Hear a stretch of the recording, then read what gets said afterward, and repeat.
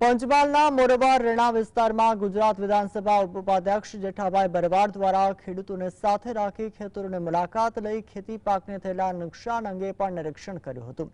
જિલ્લા ખેતીવાડી વિભાગના અધિકારી અને સ્થાનિક ખેતીવાડી અધિકારી તેમજ સર્વ ટીમને સાથે રાખીને ખેડૂતો સાથે તેઓના ખેતરોની મુલાકાત લઈ ડાંગર સહિત અન્ય પાકને થયેલા નુકસાની અંગે નિરીક્ષણ કરી ખેડૂતો સાથે ચર્ચા કરી પાક નુકસાનીના અંગે પણ વહેલી તકે સર્વે કરી રિપોર્ટ કરવા ખેતીવાડી વિભાગને પણ સૂચનાઓ આપી હતી।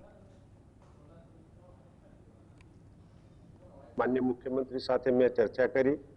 આ બાબતે ખૂબ જ એકદમ ડીપલી ચર્ચા થઈ।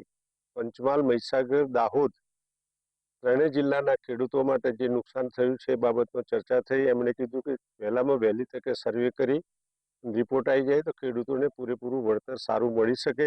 જીતુભાઈ સાથે પણ મારી વાત થઈ કાલે। એમણે પણ કીધું કે જે સર્વે થશે તાત્કાલિક સર્વે કરવાનો હુકમ કર્યો છે। 7800 જેટલો અંદાજિત અસરગ્રસ્ત વિસ્તાર છે। એમાં અત્યારે હાલમાં ગ્રામ સેવકો મારફતે તલાટીશ્રી મારફતે હાલમાં સર્વેની કામગીરી ચાલુ છે। ટૂંક સમયમાં એમને ગ્રામ સેવકો અને તલાટીશ્રીઓને કહેવામાં આવ્યું છે કે 2 થી 3 દિવસમાં સર્વેની કામગીરી પૂર્ણ કરે।